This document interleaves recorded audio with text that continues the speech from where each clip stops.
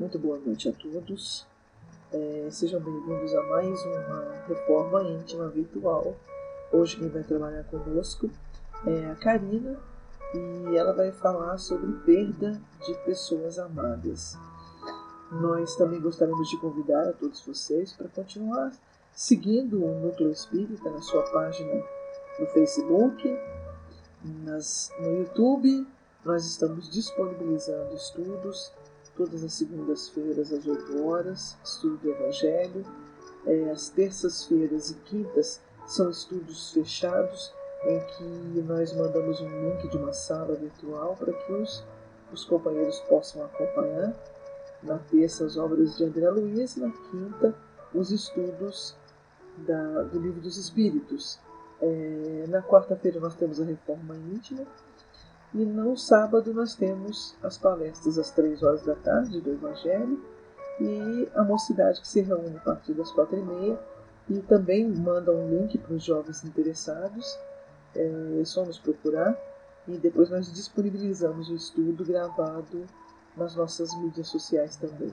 Sigam o Núcleo Espírita e sigam também a Aliança Municipal Espírita, que tem feito um trabalho de divulgação do movimento espírita de Itajubá.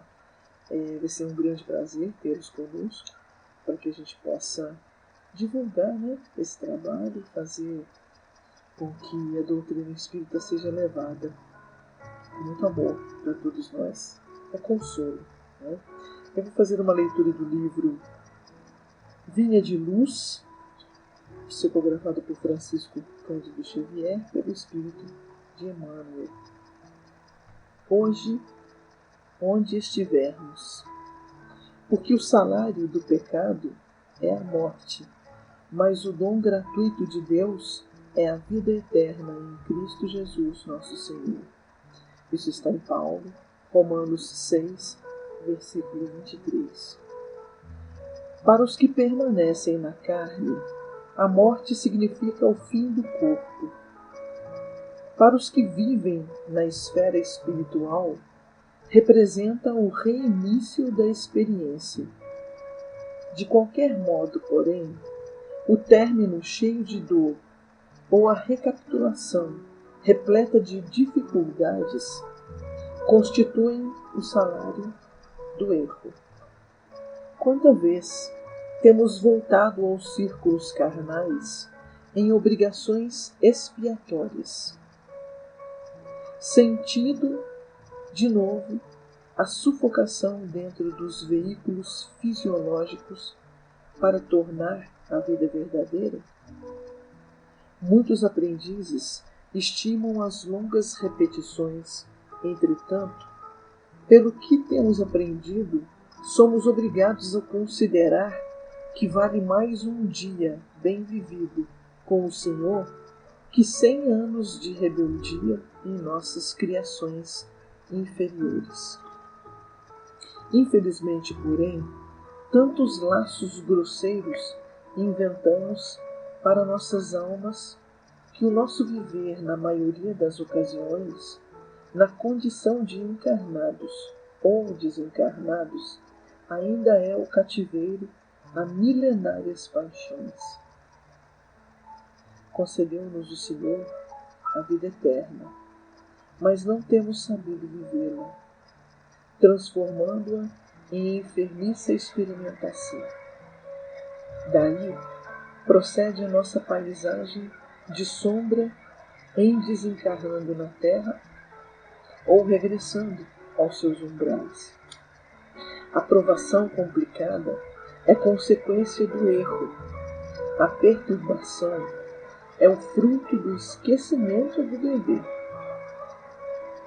Renovemo-nos, pois, no dia de hoje, onde estivermos. Esqueçamos as linhas curvas de nossas indecisões e façamos de nosso esforço a linha reta para o bem com a vontade do Senhor. Os pontos minúsculos formam as figuras gigantescas. As coisas mínimas constroem as grandiosas edificações.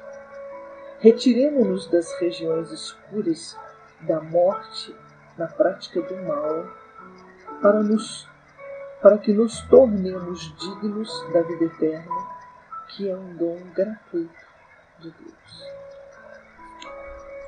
Vamos fazer a nossa prece, elevar o nosso pensamento ao Pai e pedir a Jesus nesse instante que possa nos intuir, que possa nos amparar, que faça de nós instrumentos do seu amor, da sua luz, da sua bondade. Que cada um de nós, onde quer que nós estejamos, possa ser um foco de luz, um foco de bondade, um foco de amor. Que nós possamos, através do nosso pensamento, levar a toda a humanidade muita força, muita paz, muita esperança. Nesse momento de dor, de confusão, de crise, o que nos resta é nos apegar a esse sentimento de fraternidade. É isso que tem que nos fortalecer ainda mais o coração e nos tornar consolados. Pai, nós te pedimos muita luz, nós te pedimos muito amor. Esteja conosco, hoje e sempre. Que assim seja. Boa noite, pessoal. É um prazer estar mais uma vez aqui, mais numa quarta-feira, né? A gente participando aí de mais uma explanação. Hoje a gente vai falar um pouquinho sobre a perda de pessoas amadas, né? E nesse momento que a gente está vivendo no mundo, né? Estão havendo muitas perdas, né? E isso mexe muito com a gente, né? Então, quando a gente perde, né, um ente querido, isso afeta 4 situações na nossa vida. Primeiro, uma série de sensações físicas, né? Eu não durmo, falta de apetite, fico com sensações de ansiedade, comportamento, né? As pessoas choram, ficam irritadas, os sentimentos, porque fica aquele sentimento de tristeza e muitos pensamentos, né? A gente fica imaginando muita coisa, principalmente o que se passou com aquela pessoa, o tempo inteiro aquela pessoa está nos nossos pensamentos. E isso vai mexendo muito com a gente, né? É uma fase extremamente dolorida. E essa fase também é o que a gente chama de processo de luto. O luto é um processo de transição e é inevitável. Todos nós vamos passar por esse processo uma hora, né? E na verdade esse processo do luto ele é um processo de adaptação da perda. Por que a gente convive com aquela pessoa, né? Ela faz parte do nosso movimento e de repente se vai, às vezes de uma maneira muito brusca. Isso não influencia não só a nossa família, mas influencia também todas as pessoas que estão à nossa volta, né? As pessoas sobreviventes, né, da partida dessa pessoa. Tanto é que as pessoas têm muita dificuldade de falar sobre a perda. Às vezes, um amigo quer chegar e comentar alguma coisa, mas a gente fica até sem saber o que falar, né? A gente não sabe se aquela mãe, né, uma mãe que perde um filho, se ela quer falar sobre o assunto, se a gente tem essa liberdade ou não, né? E nessa fase do luto, né, a morte ela traz pra gente múltiplas perdas. Eu não perco só aquela pessoa, eu perco tudo que eu vivi com aquela pessoa, eu perco os momentos que eu passei com aquela pessoa, eu perco o carinho, né, daquela pessoa, eu perco a rotina que eu tinha com aquela pessoa.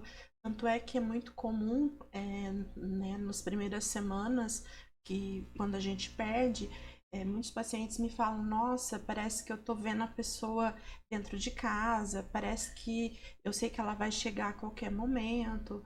Por quê? Porque havia uma rotina, né, que a gente tinha junto com essa pessoa e de repente tudo se acabou. Então, isso tudo é uma forma, né? A gente vai ter que começar a se adaptar novamente a esse processo de não ter mais essa pessoa junto da gente.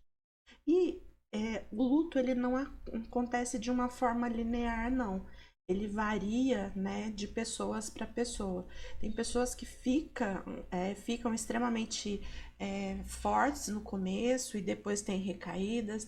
Tem pessoas que têm as recaídas, melhoram e depois voltam a ter novamente essas recaídas. O que a gente tem que entender é que cada enlutado ele tem o seu estilo e a gente tem que estar respeitando e compreendendo cada uma dessas pessoas e o tempo dessas pessoas. Eu gosto muito desse provérbio aborígene, né? Eu acho ele muito bonito.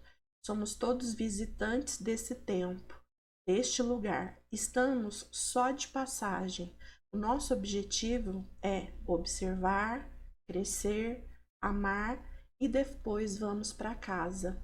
Olha que bonito isso, né? Nós estamos aqui para observar, né? Para a gente ver o máximo de coisas que a gente puder, para crescer, para aprender, aprendizado, para aprender a amar as pessoas, né? As situações, e depois a gente vai voltar para nossa verdadeira casa. Então eu acho muito bonito esse provérbio. Lá no Livro dos Espíritos, na questão 961, o Allan Kardec fez a seguinte pergunta para os espíritos: no momento da morte, qual é o sentimento que domina a maioria dos homens? A dúvida, o medo ou a esperança? E os espíritos lhes respondeu: a dúvida para os descrentes endurecidos, o medo para os culpados e a esperança para os homens de bem. Olha que bonito, né? E isso eu observo muito ali nos atendimentos. Aquelas pessoas que elas acreditam em alguma coisa, elas têm uma base aonde se segurar, né? Que elas não são tão endurecidas, tão céticas. Parece que a forma de se estruturar o luto é muito mais fácil, é muito mais rápida. Aquelas pessoas que têm o sentimento de culpa são as pessoas que mais demoram nesse momento, porque elas ruminam o tempo todo situações e o que elas poderiam ter feito diferente e o que não houve tempo para ser feito. E aquelas que têm esperança, que acreditam, que têm fé, né, que tentam fazer o seu melhor ou que tentaram fazer o seu melhor, são as pessoas que se recuperam desse movimento de forma mais rápida. Então, a colocação dos espíritos foi muito certeira. A perda do ente querido, ela nos abala profundamente e isso a gente não tem como negar.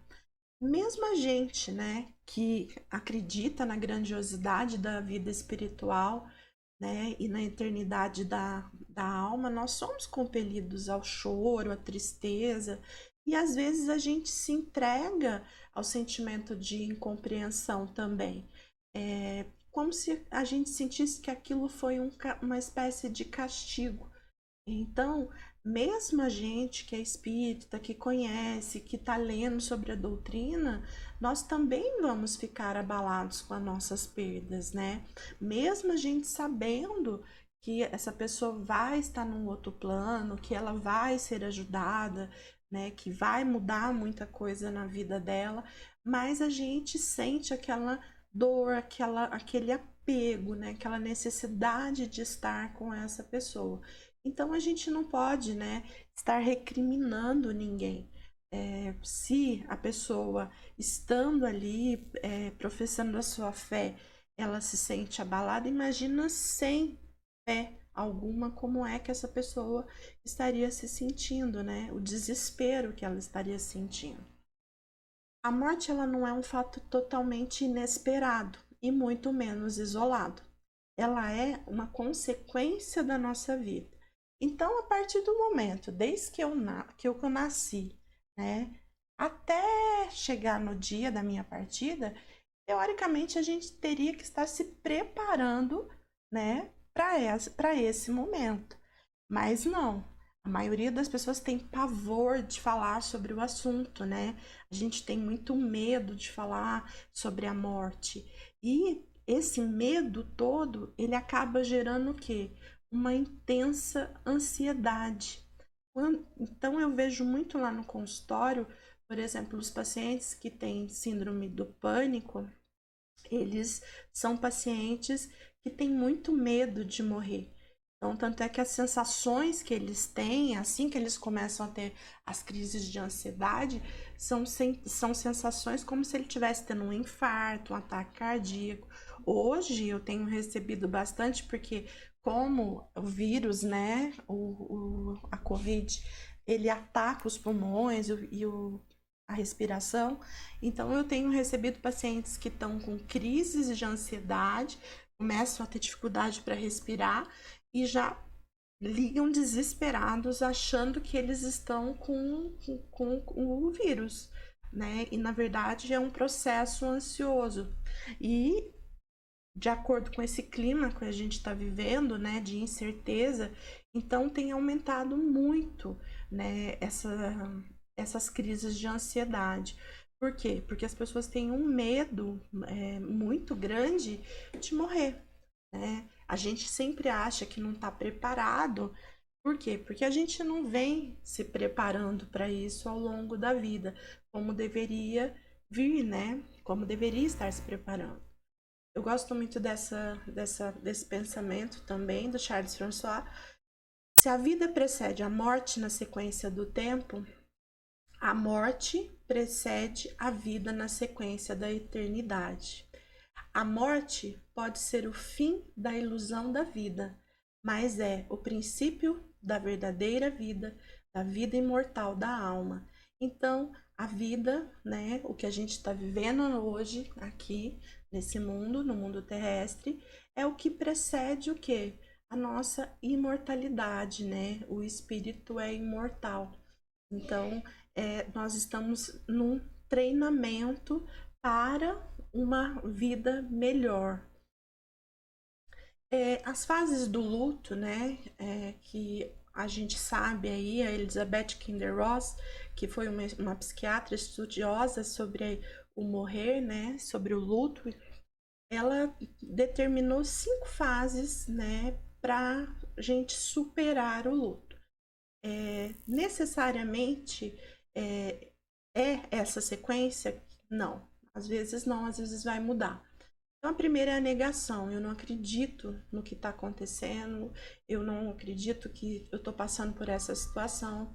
Hoje a gente está vivendo, né? Na palestra passada eu falei um pouquinho, esse momento de pandemia é um momento de luto, porque a gente está tendo várias perdas aí do nosso cotidiano, né? Nós estamos passando por um luto também. E então a gente fica primeiro naquela negação, não vai acontecer aqui, não vai ser desse jeito. Depois eu fico com a raiva, não acredito que eu tô aqui trancado dentro de casa, né, por conta do vírus. Depois eu começo a negociação, né? Eu vejo muito as mães, né, que quase todas as mães depois que perdem, elas passam a acreditar na doutrina espírita, né? Elas querem receber uma carta. Então, eu vejo que elas negociam muito com Deus, né? Olha, Deus, eu aceito, entrego meu filho para você. Mas depois você deixa ele mandar uma cartinha, um aviso, né? Tem um sonho com ele. Então, eu vejo que tem essa negociação, elas esperam muito por isso. Depois vem uma fase que às vezes não acontece, né? O que elas estão esperando. Vem a fase da depressão. E é onde eu acabo ficando bem triste, bem para baixo, né? E é uma fase bem difícil. Tem pessoas que chegam a entrar numa fase quase patológica, né, da depressão. E aí depois vem a fase da aceitação, né, que é quando eu começo a entender que tudo vai passar, que tudo vai ficar bem, né, que eu tenho que encontrar novos significados para o que aconteceu. Então, é muito comum ter várias variações desse luto. Então, ora a pessoa entra na raiva, ora ela vai cair direto na depressão, e isso vai variar. Existe um tempo para isso? de acordo com a Organização Mundial de Saúde, com 7 dias que a pessoa tá de luto e tá chorando muito, já pode medicar. Mas não é assim. Normalmente o luto ele leva de 1 a 2 anos, isso variando de pessoas para pessoa, né? Eu falo que é uma fase bem complicada porque cada um vai levar no seu ritmo. No começo, né, no grupo de luto lá, a doutora Graça sempre fala pra gente, a gente quer a pessoa aqui, bem próxima da gente, a gente não enxerga mais nada. Com o tempo, a gente vai pôr a pessoa aqui, do nosso lado, para que eu possa ter acesso a ela a hora que eu quiser. E é a hora que começa a melhorar um pouquinho essa fase do luto.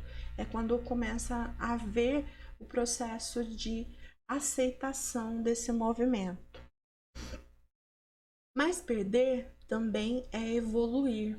Sim, separar-se de alguém que necessariamente precisa ausentar-se para alcançar outros voos é também um processo de evolução.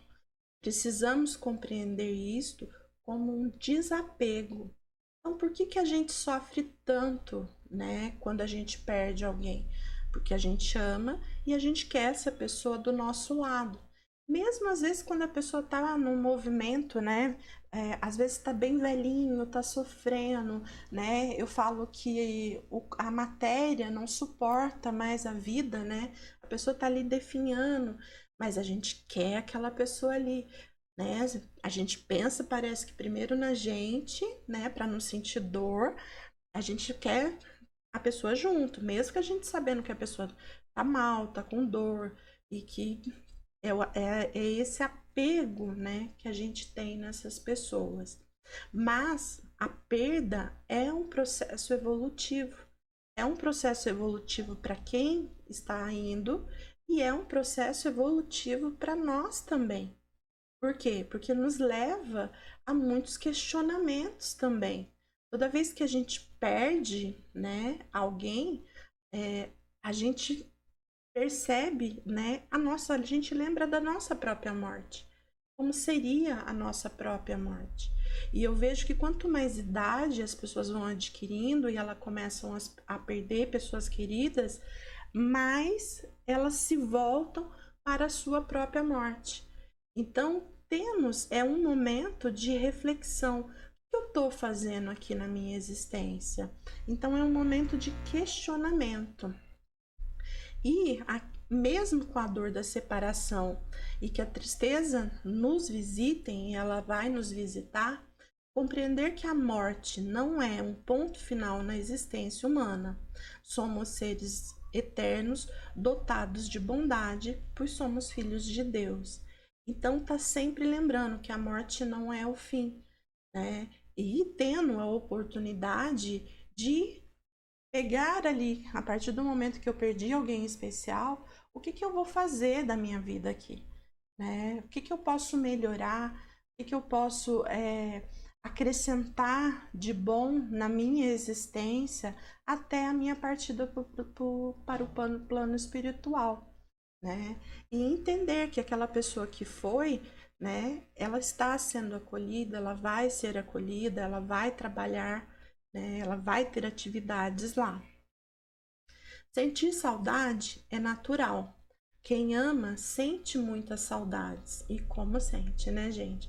Eu falo para meus pacientes que eu tiro qualquer coisa, mas não tiro saudade.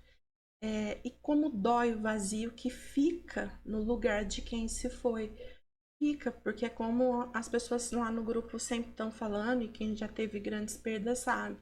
É como se ficasse um buraco no meu peito, é como se ficasse um vazio, como se não, né, estivesse faltando alguma coisa. No entanto, essa recordação e evocação que a saudade representa não podem causar uma paralisia emocional no enlutado.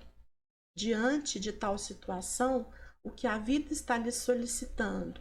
Despreendimento, amadurecimento, uma reflexão mais profunda sobre os reais valores da existência terrena. Então, quando eu penso naquela pessoa que partiu, eu tenho que estar pensando nessa situação também. o que eu tô aprendendo com a partida daquela pessoa, né? Eu vou entrar num momento de introspecção. Você vê, hoje com a pandemia, a gente tem entrado muito nesses momentos de reflexão. Primeiro pelo medo, porque a maioria de nós tem medo de contrair a forma grave da doença e morrer. Então, a gente fica sobre um estado de alerta. E isso nos leva a fazer reflexões, né? O que eu estou fazendo da minha vida, né? Será que eu estou amando as pessoas que eu deveria amar do jeito que eu deveria amar? Será que eu estou aproveitando as oportunidades da minha vida? Às vezes coisas simples, né? Um cafezinho lá na padaria Morro Chique, olha que delícia, adoro café com leite de lá. Olha, coisas pequenas. Eu fico pensando, né, Lili, que adora praia, deve estar morrendo de vontade de pôr o pé na areia. Será que todas as vezes que ela teve lá na praia, ela aproveitou 100% aquele momento? Será que eu aproveitei meu cafezinho lá na padaria Morro Chique como deveria ter aproveitado? Então a gente está nesse momento aqui cheio de reflexões, tendo a oportunidade de fazer o resto dessa nossa existência diferente, né? De adquirir, né, novos valores, ver quais são os valores realmente importantes para a gente. Então a pandemia ela nos trouxe, né, esse movimento de perda, né, como a perda do luto, né? Só que a gente tem, graças a Deus, a oportunidade de não ter, né, ter perdido ninguém. Mas a gente tem esse movimento de poder fazer as coisas de forma diferente. Então vamos aproveitar, né, esse momento de pandemia. Vamos tirar o que há de bom de tudo isso que está acontecendo.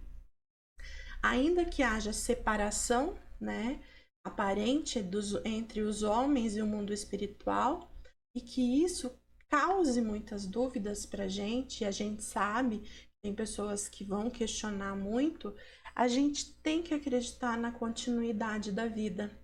Aquela pessoa ela vai estar do lado de lá, né, seguindo o seu caminho. E eu falo que a espiritualidade é tão bonita, né, que nesses momentos de luto, eu já falei, né, para vocês que eu gosto muito de ver vídeos de cartas psicografadas, né?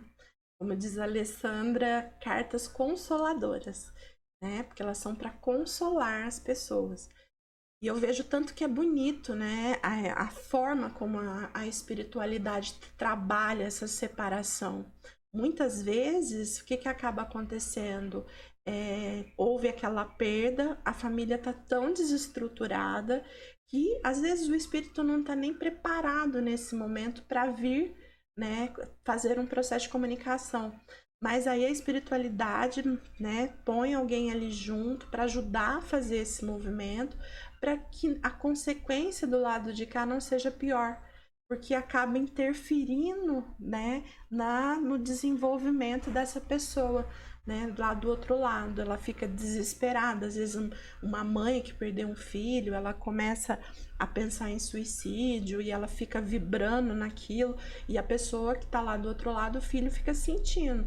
Então, muitas das vezes a pessoa nem está preparada e acaba, né, a espiritualidade maior concedendo essa graça para que possa aliviar a situação aqui na Terra. Então vamos acreditar na continuidade da vida, é muito importante. Compreendemos que o desenlace carnal é somente o quê? O encerramento de uma etapa e não o fim, né?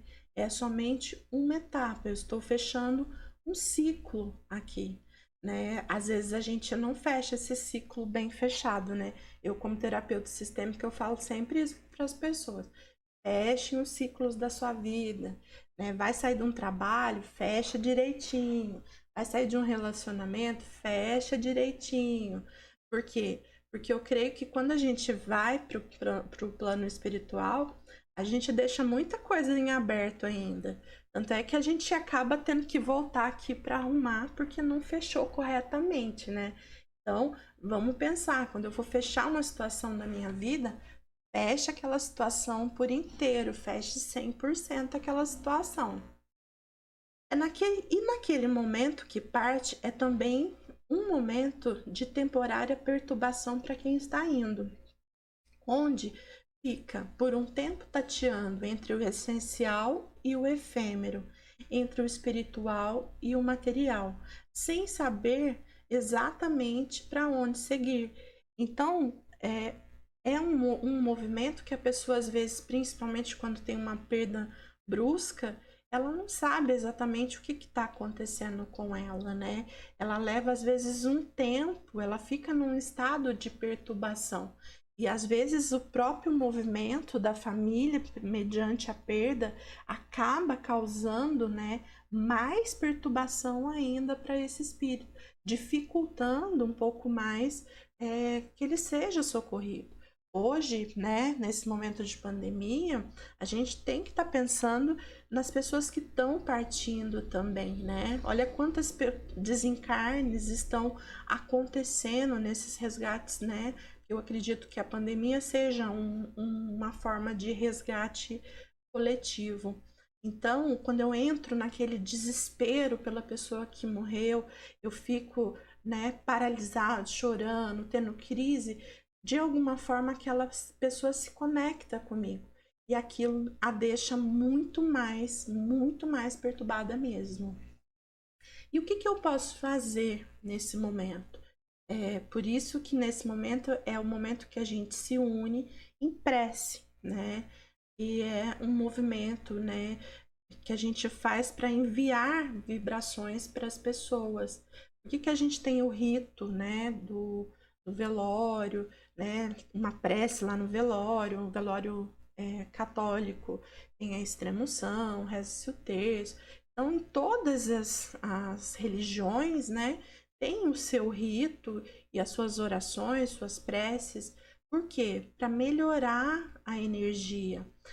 Lá nas cartas, né, quando eu assisto as cartas, eu vejo muitas pessoas que escrevem falando, né, olha, eu escutei a prece de vocês no dia do meu enterro, eu escutei vocês rezando por mim, né, e aquilo me fez muito bem, me ajudou muito. Hoje, né, nesse movimento de pandemia, a gente tem que rezar não só pelos nossos. A gente, quando estivermos em casa, né, fazendo o nosso evangelho no lar, vamos rezar para as pessoas também que estão nesse processo de desencarne, porque são muitas pessoas ao mesmo tempo. Então, são muitas pessoas que a espiritualidade precisa auxiliar nesse momento, né? Fora o que já acontece normalmente, nós temos essa gama enorme de pessoas, né, que estão fazendo essa transição. Então, a gente tem que estar, é a melhor forma que eu posso, né, amparar a pessoa que está partindo. Então, é uma benfeitoria que eu estou fazendo para essa pessoa, melhorando essas vibrações energéticas através da nossa oração. Busque na fé o consolo e o equilíbrio para ajudar um amigo que parte, emitindo ondas positivas e de paz. Então, toda vez, né, que a gente perde alguém ou sabe de alguém que, né, teve uma grande perda, vamos emitir, né, nossas orações, nossas vibrações de paz, né, tanto para a família como para a pessoa, né, que está desencarnando. E emanar energias para essa pessoa e ter muita fé, né? Fé que ela vai ser socorrida, fé que uma hora as coisas vão melhorar, que vai se encontrar um equilíbrio. O amor por aqueles que fecham os olhos para a vida material não se extingue com a sua partida. Eu falo sempre isso, né? Como eu sou terapeuta sistêmica, né? Nós somos todos ligados uns aos outros. Então eu falo que quando a gente perde essa pessoa, ela não some do meu sistema. Ela vai fazer parte do meu sistema para sempre. Toda vez que você lembrar daquela pessoa que você perdeu, você vai acessá-la, a presença dela, né, dentro do sistema. Eu vou lembrar do que ela gostava, eu vou lembrar do cheiro dela, do carinho. Então, ela não some do sistema, né? ela vai fazer parte ainda daquele sistema de alguma forma. Então, a partida dela não extingue, né, a presença dela. E a gente passa a colocá-las dentro do coração, né?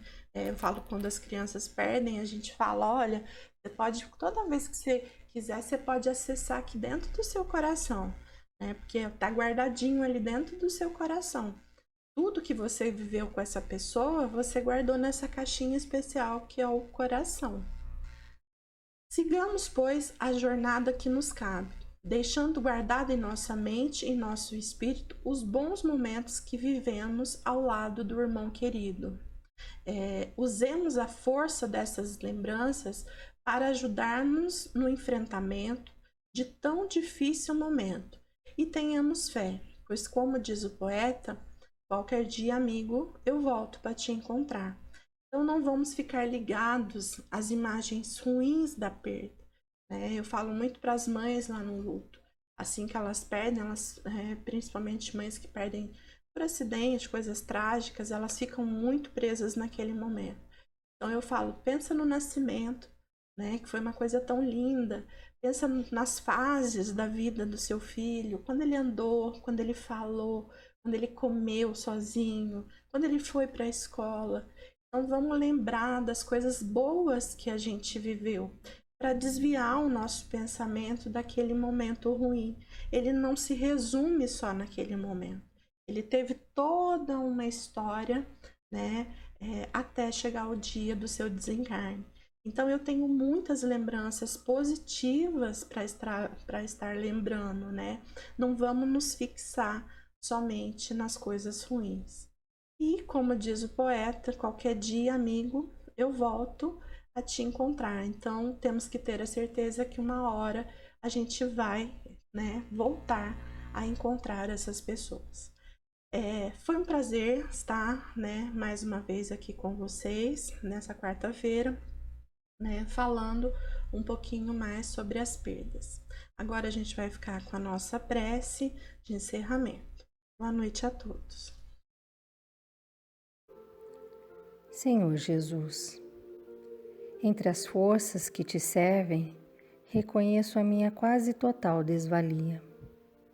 Entretanto, graças à tua bondade, na fé que me concedeste, guardo um valor que me honra, embora as imperfeições que ainda carrego. Apesar da migalha de colaboração que te posso oferecer, no crédito que me confias, auxilia-me a ser útil em teu serviço. Nas horas de crise, induz-me a ser a esperança daqueles que estejam esmorecendo no dever a cumprir. Nas discórdias que encontre, coloque em meus lábios a palavra de tolerância e união. No tumulto, conserva-me em tua serenidade, para que eu seja uma nota de paz. Junto aos irmãos que ainda não consigam trabalhar, faze que, de algum modo, possa eu substituí-los sem queixas. Em minhas necessidades atendidas, não me consintas menosprezar os companheiros que ainda não disponham dos recursos que me emprestas. E nos dias de penúria e dificuldades, nos quais me levas a aprender a paciência e a coragem, não me permitas humilhar a ninguém.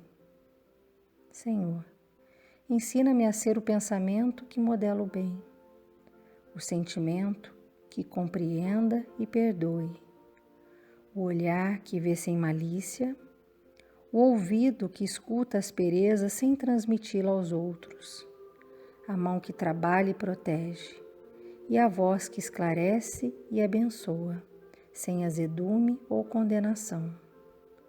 Servir é o único meio de renovar-me, segundo os teus ensinamentos.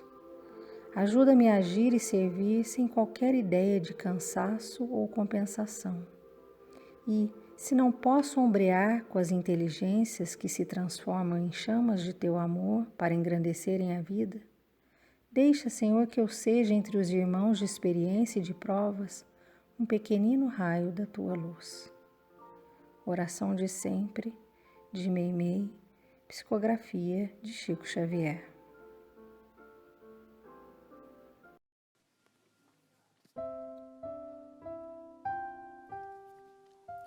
Um centro espírita é uma escola onde podemos aprender e ensinar, plantar o bem e recolher-lhe as graças, aprimorar-nos e aperfeiçoar os outros na senda eterna.